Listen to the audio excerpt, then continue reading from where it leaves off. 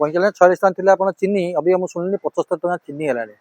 हाँ आलू हेलानी 50 टଙ୍କା। तेणु यही टाइप रो जदि रेट बढ़ी चलिबो तेणु आम माने चलिया बहुत कष्ट हबो। नकली पनीर नकली चीनी नकली क्षीर नकली अमूल भी खाइबे नकली ताले खाइबो कोन मनीष परिबा भी नकली आसुची कलर दिया होची। बर्तने जो टाइप रो रेट बढ़ी चली बर्तने आम भली आम टाइप रो लोक मध्यमस्थ लोक कि चलिया बहुत कष्ट हबो। कहीं जे देखो पेट्रोल बर्तन है 110 टଙ୍କା पर लिटर है।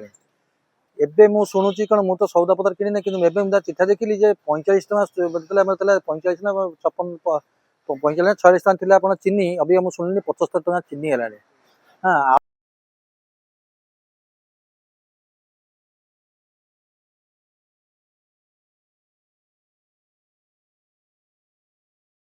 किणुलु किणा कमी जाऊँगी हेले भी किणा कमिले रोजगार नहीं कि आम रेटा एत दूर बढ़ी जाए खर्च तो आगे चलो खर्च तो खर्च बाटर जी कि रोजगार आम से रोचे ना तेणु खर्चटा जो टाइप बढ़ुची से टाइप रोजगार ना बर्तमान आम फैमिली चलिए एत कष्ट हो जाऊँगी बहुत असुविधा हो। नकली कथा कहे कौन नकली पूरा एवं आज्ञा जो पनीर बर्तन हो नकली पनीर सकाम चिंता कर बढ़ी जाऊँगी। नकली पनीर बर्तन जो रेट में नौते 300 टଙ୍କା 320 टଙ୍କା नौते से नकलीटा भी 350 ना 375 टଙ୍କା करके नकली हो रबर ताकू भी डरिकी खाଇବା कष्ट हो भी जापार नकली कौन एवं भी बाहरी आपंकर केते क्विंटाल गोटे नकली ये निहाती निहाती सरकार प्रति टिके ध्यान देवा दरकार। तापर एबे भी आपंकर जो बन्या फन्या जो पानी पशिची जो लोक अर्थात निहाती टिके आख माने आखि पकिया दरकार। दरदाम बुद्धि 2 मास तले चीनी थिला 45 वर्तमान है 75 सेमती राग गोल्ड तेल थिला 80 टଙ୍କା अभी 600 ग्राम को 110 टଙ୍କା।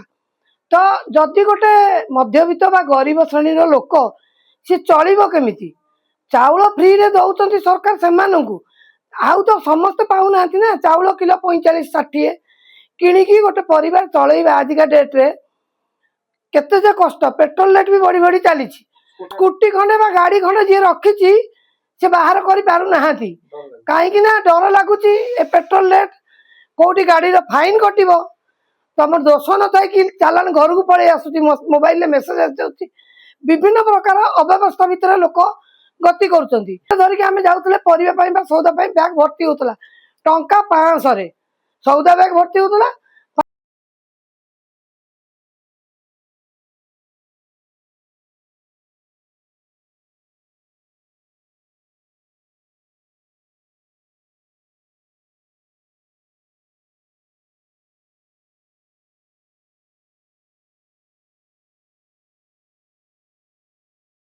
ना क्या मागि पार मागिले लोक हसा हेनी जे अमुक लोक मागुची पैसा दादागिरी करुच्ची आज आजिका डेट चलू केमी आम समस्ते गैस सिलिंडर हो गला 1000 टଙ୍କା जोटि की 500 600 आम गैस किणुलु हार्डली एवं धीरे धीरे बढ़ी 1000 टଙ୍କା पाखे सेटा भी नुह जो गोटे लोक 20,000 घर आराम रे चली जाऊला बर्तमान जदि 50,000 भी सी आनीब घर चली पार। नकली पनीर नकली चीनी नकली क्षीर नकली अमूल भी खाइबे नकली ताले खाइबो कोन मनीष परिबा भी नकली आसुची कलर दिया होची जे जा परिवार देखि चाहिए किनी परिबो जे न जानथिबो ठकामिर शिकार हबो।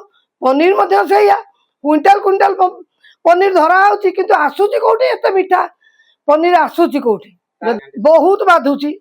गोटे गृहिणी हिसाब रे कहिबी जे मु जेमति कहली एटा मो कथा नुह आम समाज समस्त मिलमिशिक जो कथा घर चलैवाटा बहुत डिफिकल्ट हो गला। संतुष्ट तो होउचंती आ हबे कोन होउचंती अबिका दरदाम जोटी टाटा सल्ट किलो 10 टଙ୍କା मिलुतला आज आसी 30 टଙ୍କା रे पहुंचलानी आउ लोक कोठी आसी से अनुसार चलियो से जो सब जिंस भेजाली भालानी ए जिंस समस्त ऊपर इफेक्ट आम ऊपर भी इफेक्ट पड़ी आम खाली बिकी दउची सेटा नुहे देखु जोटी लोक आधा किलो जिंस नउतले सेठी भाई 100 ग्राम दे चलै दउछंती।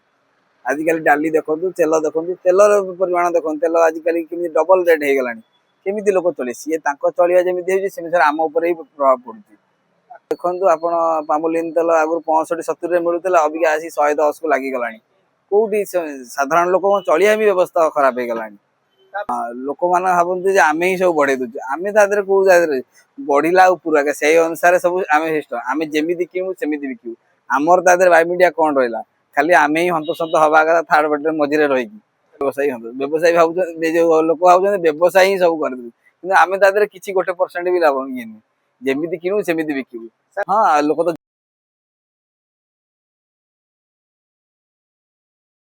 ନେଇ ପଳଉଛନ୍ତି, ହାତରେ ଧଇଲେ ଚାଲିଲେ। ଚିନି ଡାଲି ତେଲ ପେଷ୍ଟ କସ୍ମେଟିକ୍ ପ୍ରଡକ୍ଟ ସାବୁନ ଫାବୁନ ଏଗୁଡ଼ା ସବୁ ରେଟ୍ ବଢୁଛି।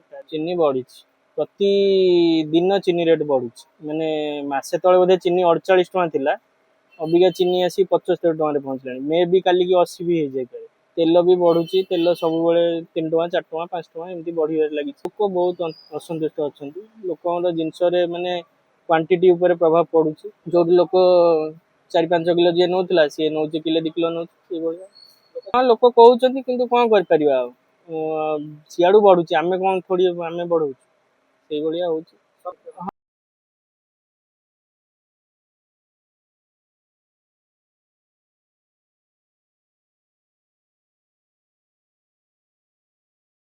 ଆନନ୍ଦ ବାଗ।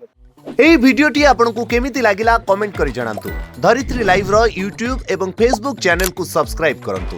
अधिक खबर पाई लॉगिन करंतु www.dharitri.com।